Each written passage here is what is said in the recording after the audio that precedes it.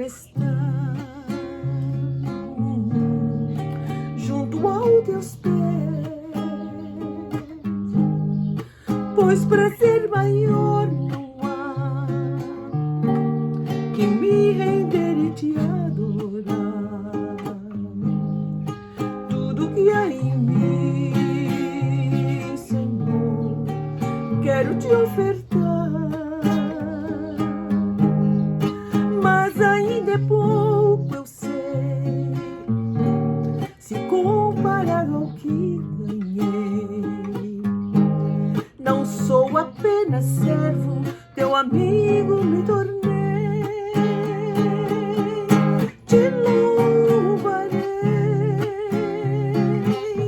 não importam as circunstâncias, adorarei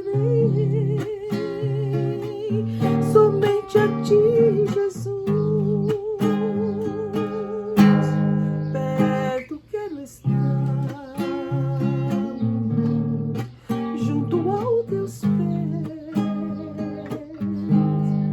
pois prazer maior não há que me render e te adorar. Tudo que há em mim, quero te ofertar.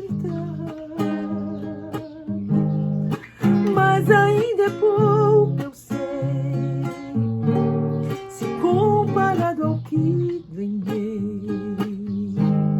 Não sou apenas servo, teu amigo me tornei. Te louvarei,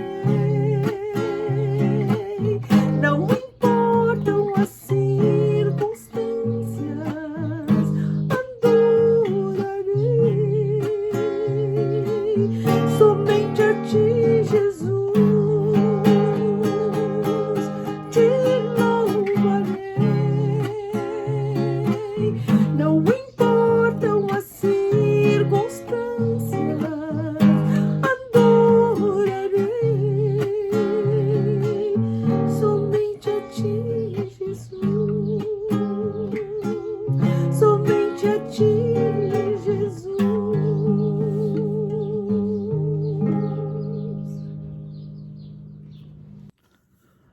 Olá, boa noite, tudo bem? Bem-vindo a mais uma célula virtual.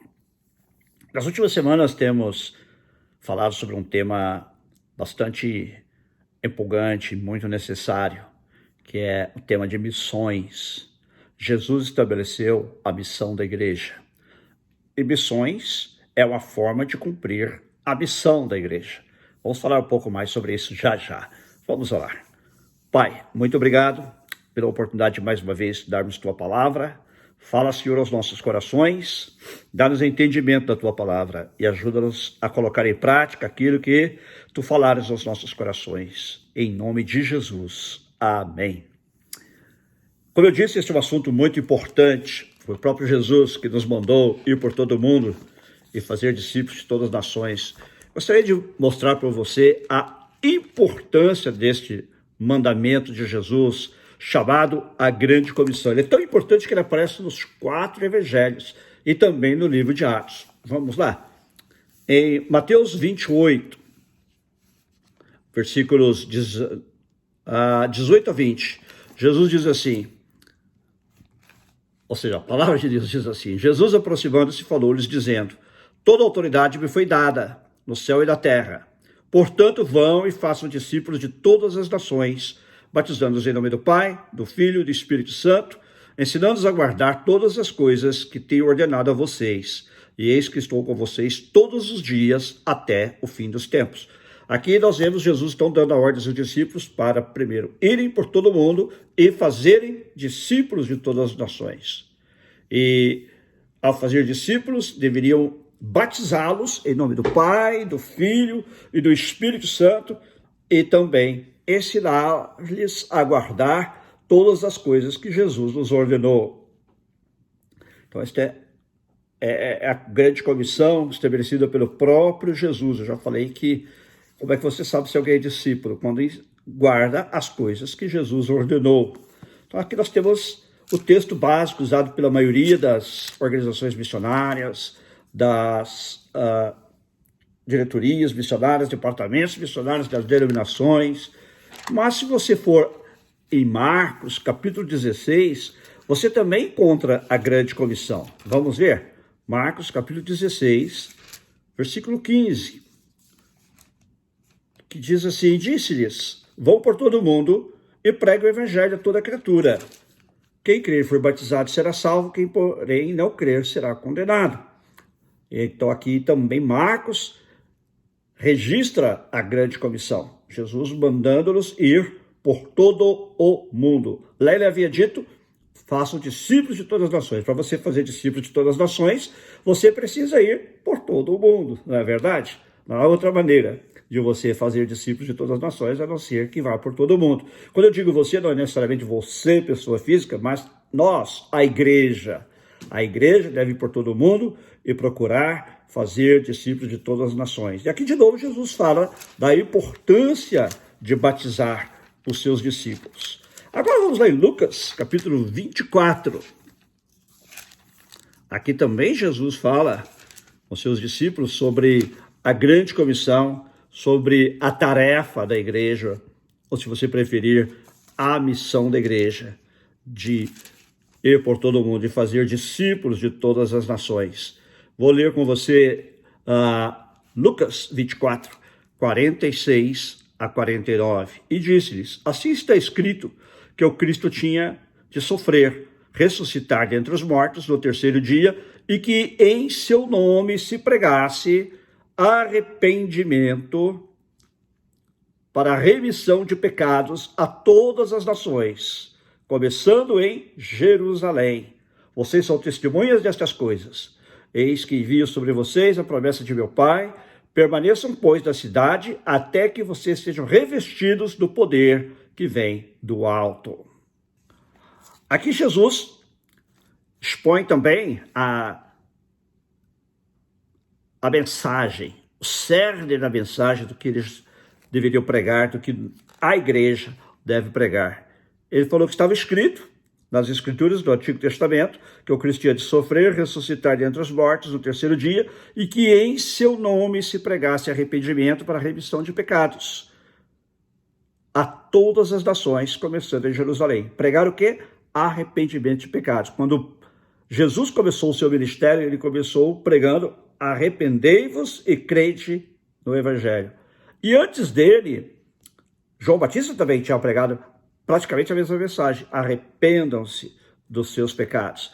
E aí, quando nós encontramos a igreja no dia de Pentecostes, Atos, capítulo 2, quando Pedro prega o primeiro sermão, que ele diz aos ouvintes: arrependam-se dos seus pecados e creiam no Senhor Jesus e sejam batizados.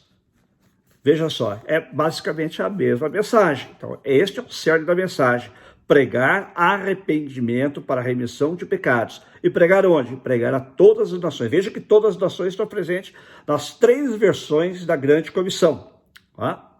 É possível que Jesus tenha falado mais de uma vez, por isso que cada um dos evangelistas escreveu de uma maneira.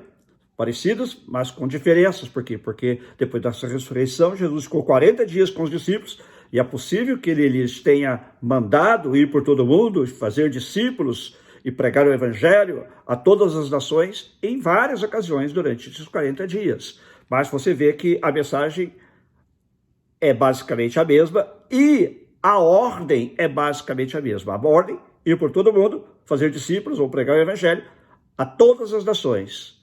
E o conteúdo da mensagem é arrependimento para a remissão de pecados. Agora, veja que aqui Jesus Cristo faz o item: vocês vão por todas as nações, começando em Jerusalém. Era lá que eles deveriam começar. Era lá que eles deveriam iniciar a obra missionária da igreja, alcançando primeiro os locais, as pessoas que moravam naquela região de Jerusalém. Isso não quer dizer que eles tinham que evangelizar toda Jerusalém para depois sair. Não. Tanto é que depois veio a perseguição, conforme nós sabemos, lá no livro de Atos, e os discípulos se espalharam, não é? Antes que toda Jerusalém talvez fosse evangelizada, até porque eles estavam numa período de comunhão muito grande ali, a coisa estava muito boa e eles não queriam sair para cumprir a ordem de Jesus. Então, vamos falar um pouco mais sobre isso quando chegarmos no livro de Atos. Mas agora vá comigo em João, capítulo 20. João 20, 20. Quando Jesus aparece aos discípulos depois da ressurreição, e dizendo isso, lhes mostrou as mãos e o lado. Então os discípulos se alegraram ao ver o Senhor. E Jesus lhes disse outra vez: que a paz esteja com vocês. Assim como o Pai me enviou, eu também envio vocês. E havendo dito isso, soprou sobre eles e disse: receba o Espírito Santo. Veja que interessante. Jesus mais uma vez diz: assim como o Pai me enviou, eu também os envio. Então, vocês agora recebem a comissão, recebem a incumbência, a tarefa de ir em meu nome. Assim como eu fui enviado pelo Pai, eu os envio agora. E é interessante que lá em Lucas ele falou: porém, esperem da cidade até que vocês sejam revestidos de poder do alto, que é o poder do Espírito Santo. Ele fala da promessa do Pai, que ele já havia prometido lá em João, capítulos 13 e 16 aproximadamente. E agora ele diz que os seus discípulos recebam o Espírito Santo. E agora vamos a Atos, capítulo 1. Como eu disse, a grande comissão está nos 4 evangelhos, mas também está no livro de Atos. Atos 1, 4. Jesus se reuniu com os discípulos e, comendo com eles, deu-lhes esta ordem: não se afastem de Jerusalém, mas esperem a promessa do Pai, a qual vocês ouviram de mim. Porque João, na verdade, batizou com água, mas vocês serão batizados com o Espírito Santo dentro de poucos dias. Então, Jesus está repetindo basicamente o que foi dito lá no Evangelho de Lucas: esperem em Jerusalém até que vocês recebam a promessa do Pai, até que vocês recebam o Espírito Santo. E eles fizeram algumas perguntas a ele, porque entenderam que ele já ia estabelecer o reino. Ele disse que não era a época ainda, mas no versículo 8 diz: mas vocês receberão poder ao descer sobre vocês o Espírito Santo e serão minhas testemunhas, tanto em Jerusalém como em toda a Judéia e Samaria, e até os confins da terra. Mais uma vez ele se refere a duas coisas: vocês serão minhas testemunhas, tanto em Jerusalém como em toda a Judéia e Samaria, até os confins da terra. Ele não diz primeiro em Jerusalém, depois em Samaria, depois na Judéia e depois os confins da terra, mas tanto em Jerusalém como em toda a Judéia e Samaria e até os confins da terra. Seria uma missão paralela. Paralelamente, ao mesmo tempo que a igreja evangeliza localmente, ela evangeliza regionalmente, nacionalmente, e ela evangeliza internacionalmente, ela evangeliza mundialmente. Este é o grande desafio, o mandamento que Jesus nos deu. E aqui, de novo, ele repete o tema do poder do Espírito Santo. Vocês receberão poder ao descer sobre vocês o Espírito Santo. A obra de Deus não pode ser feita no nosso próprio poder. A obra de Deus não pode ser feita na nossa própria capacidade. Deus nos usa, Deus usa nossos talentos, Deus usa os dons que Ele mesmo nos deu. Porém, nós dependemos inteiramente do poder do Espírito Santo para realizar a obra de Deus. Para que a missão da igreja seja cumprida, é preciso que nós dependamos do poder do Espírito Santo. Você está inserido no lugar onde você mora para ser testemunha de Jesus ali. Busca o poder do Espírito Santo para que você possa testemunhar dele, para que você possa falar do amor de Deus, possa anunciar Jesus Cristo como Senhor e Salvador aos seus amigos, familiares, colegas, as pessoas ao seu redor, até os desconhecidos. Busque o poder do Espírito Santo, pois é no poder do Espírito Santo que nós iremos proclamar o Evangelho e colher frutos para o Senhor. Então, veja que são temas recorrentes: poder do Espírito Santo, ir por todas as nações, fazer discípulos de todas as nações. Então Jesus está reforçando, e os Evangelhos e o livro de Atos registraram estas passagens para que fique reforçado para nós que nossa tarefa é ir por todo mundo e fazer discípulos de todas as nações. É nisso que consiste missões. É nisso que consiste o trabalho de missões: ir fazer discípulos de todas as nações. Como dissemos na semana passada, quando Jesus manda seus discípulos irem por todo o mundo e fazerem discípulos de todas as nações, a palavra usada por Jesus para nações é a palavra etne, que é o plural da nossa palavra em português, também derivada do grego etnia. Então, quando Jesus se refere a nações, ele não quer dizer países, mas etnias. Que é uma etnia? É um grupo de pessoas, ou poderíamos dizer um povo, que se identifica primariamente pela mesma língua, mas que também tem costumes e às vezes também religião em comum. Entende-se que um grupo étnico é um grupo, dentro da perspectiva missionária, no qual o evangelho pode ser divulgado, difundido, sem que haja barreiras. Se há dificuldades com o idioma, ou talvez até mesmo costumes diferentes, então indica-se que já há um outro grupo, já não é mais aquele grupo étnico. E quantos grupos étnicos existem no mundo hoje? Segundo o Joshua Project, existem cerca de 17.440 grupos de povos no mundo. 17.440 povos que se identificam assim, como etnias, 17 mil ou mais etnias em todo o mundo, das quais 7.400 ou mais ainda não ouviram o evangelho, ou se ouviram muito pouco. Pessoas que não têm acesso ao evangelho, ou pessoas que têm difícil acesso ao evangelho. Para efeito de facilitar o trabalho de compreensão missionária, foi estabelecido que qualquer grupo étnico que não tenha pelo menos 2% da população se identificando como cristãos de qualquer natureza, de qualquer grupo cristão, que se identifica como cristão, entende-se que esse então é um grupo que não foi alcançado. Isso do ponto de vista das organizações missionárias. Jesus não falou sobre isso. Jesus evidentemente só falou que devemos ir e fazer discípulos de todas essas etnias. Agora, para que haja uma igreja viável em cada uma dessas etnias, é preciso que um certo número de pessoas dessas etnias se convertam e passem a ser membros de uma igreja. Porém, o mais importante não é isso. Quantas pessoas ainda faltam ser evangelizadas no mundo? Segundo o Joshua Project, são cerca de 3 bilhões 230 milhões de pessoas que ainda não ouviram o evangelho, que ainda não ouviram falar de Cristo, ou se ouviram muito pouco.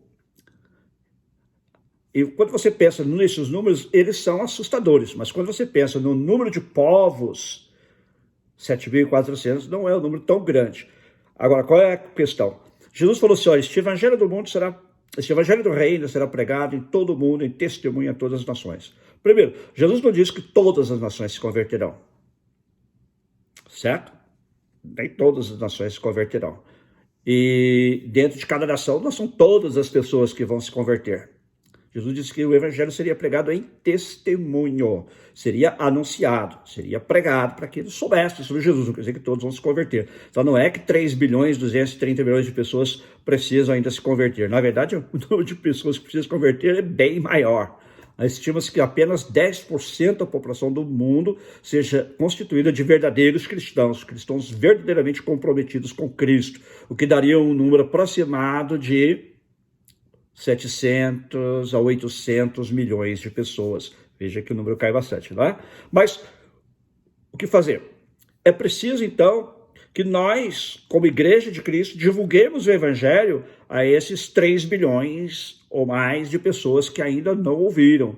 Nem todos os 3 bilhões terão de ouvir necessariamente antes que venha o Filho. Foi isso que Jesus disse, todos terão que ouvir até. Não, mas sim que as nações receberiam o Evangelho. Agora, é muito difícil quantificar quantas dessas 7.400 nações realmente ainda não receberam o Evangelho sob nenhuma forma, ou apenas têm dificuldade para ouvir o Evangelho. Não quer dizer que não tenham ainda ouvido o Evangelho, ou que até não haja uma igreja estabelecida entre elas. Já falei para isso no primeiro episódio, de um grupo étnico no Brasil, de uma tribo isolada na Amazônia, que quando o missionário Lidori chegou ali com um grupo, trazendo equipamento, o GPS, depois de viajar vários dias pela selva, chegaram naquele grupo, ali havia uma igreja cristã.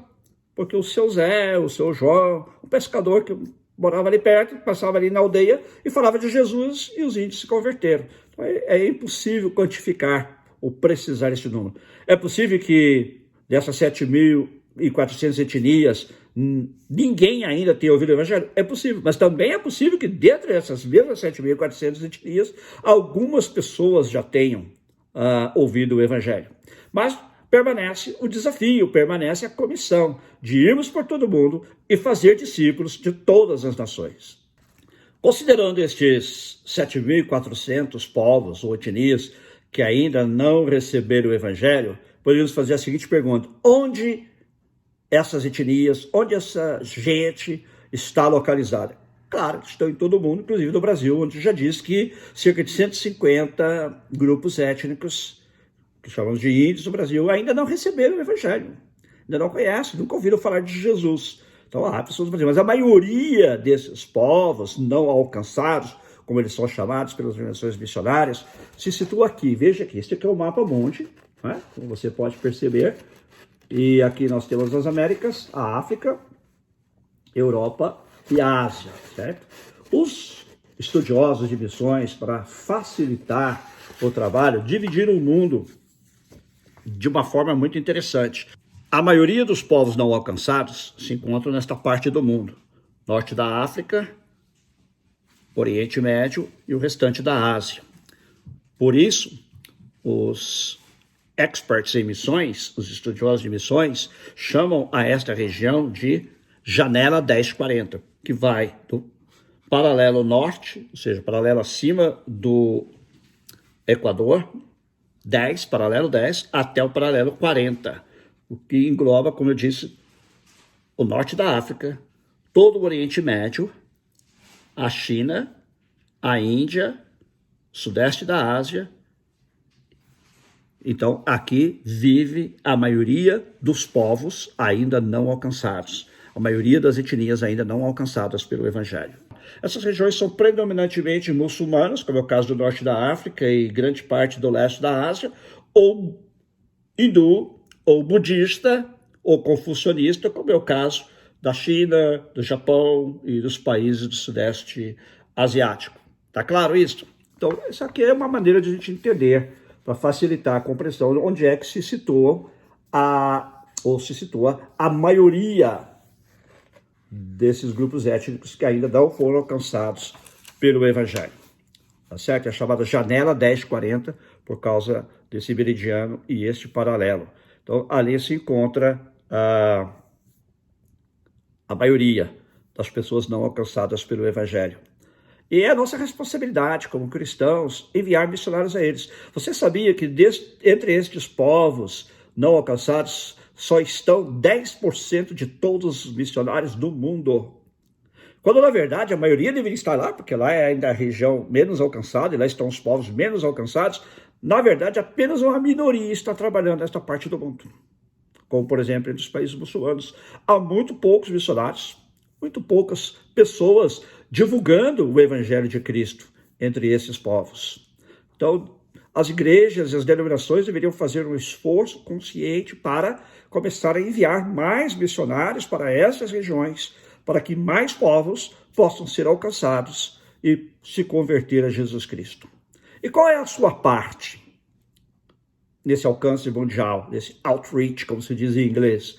A sua parte e a minha é, como eu já disse antes, tríplice. Primeiro, nós devemos orar pelos missionários que estão lá, fazendo a obra de Deus, espalhando o Evangelho, tanto na janela 1040, como também entre outros povos, inclusive do Brasil, como eu já disse, que ainda não foram alcançados pelo Evangelho. Segundo, contribuir para os missionários que estão ali, contribuir com aqueles que estão divulgando o Evangelho, estão levando a palavra de Deus para que mais e mais pessoas possam conhecer a Cristo e novas igrejas sejam estabelecidas entre etnias ainda não alcançadas. Como também, claro, entre aquelas que já foram alcançadas, onde trabalha a maioria dos missionários.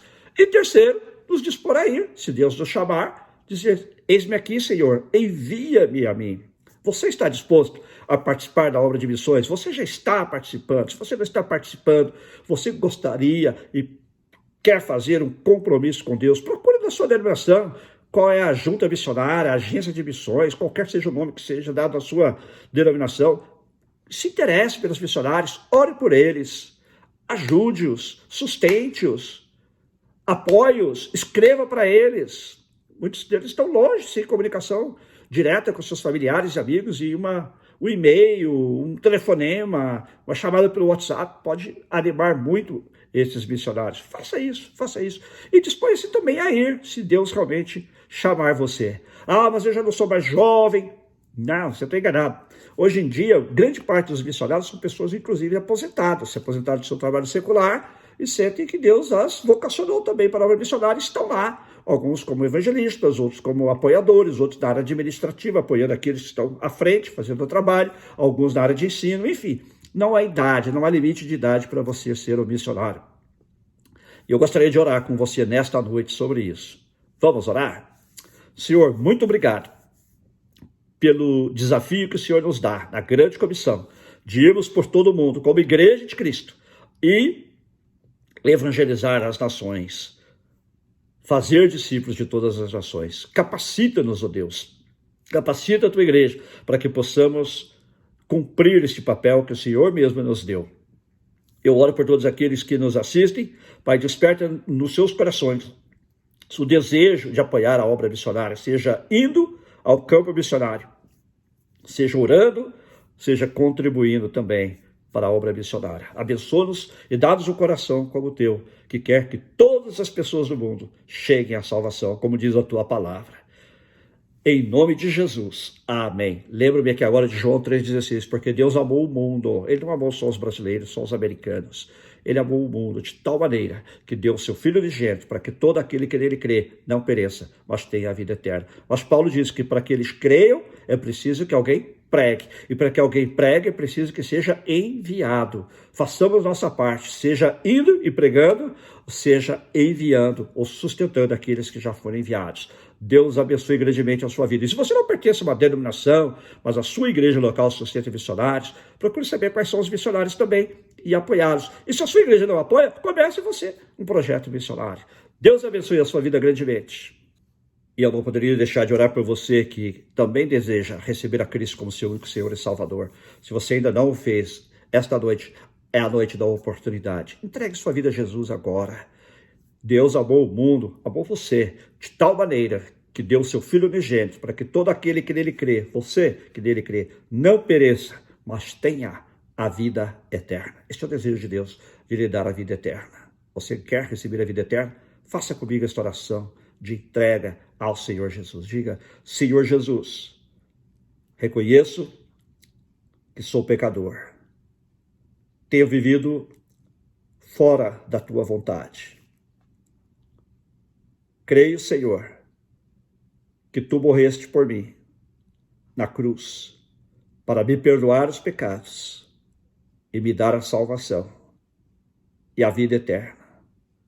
Neste momento, Jesus, recebe a minha vida e me perdoa os meus pecados, me purifica com teu sangue e me faz um discípulo teu e me ajuda a partir de hoje a viver para ti e fazer outros discípulos para ti, Senhor. Em teu nome, amém. Amém. Deus te abençoe grandemente. Lembrando que quinta-feira estaremos de volta com o nosso estudo bíblico virtual, horário 7h30 de Los Angeles, 00:30 de Brasília. Não se preocupe, fica gravado, você pode assistir depois ou no Facebook ou no YouTube da Bíblia e brevemente também nos podcasts. Muitos já estão lá nos podcasts também, você pode ouvir. Está dirigindo, está cozinhando, está fazendo alguma coisa? Liga aí o seu podcast e ouça a palavra de Deus. Na nossa célula virtual às terças-feiras e no nosso estudo bíblico virtual às quintas-feiras, sempre às 7h30 daqui, 00:30 de Brasília. E domingo, nosso culto aqui em Los Angeles, às 5 horas, horário de Brasília, 10 horas da noite. Ontem eu preguei sobre a viúva que fez uma oferta, deu tudo que ela tinha. Não preguei sobre contribuição financeira, não preguei sobre dinheiro, não preguei sobre dízimo, nada disso, mas da entrega de vida ao Senhor, de entregar tudo que somos, tudo que temos ao Senhor. Eu convido você a assistir também a mensagem de ontem. O título é A Oferta da Viúva. Deus te abençoe grandemente.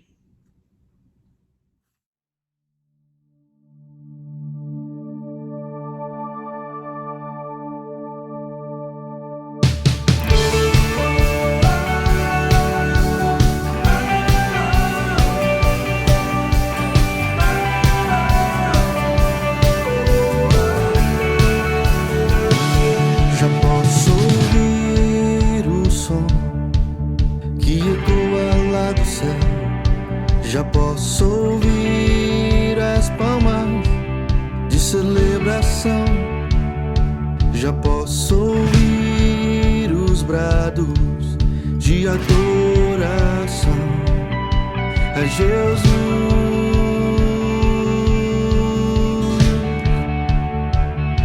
Já posso ouvir o som que ecoa lá do céu. Já posso ouvir as palmas de celebração. Já posso ouvir os brados de adoração a Jesus.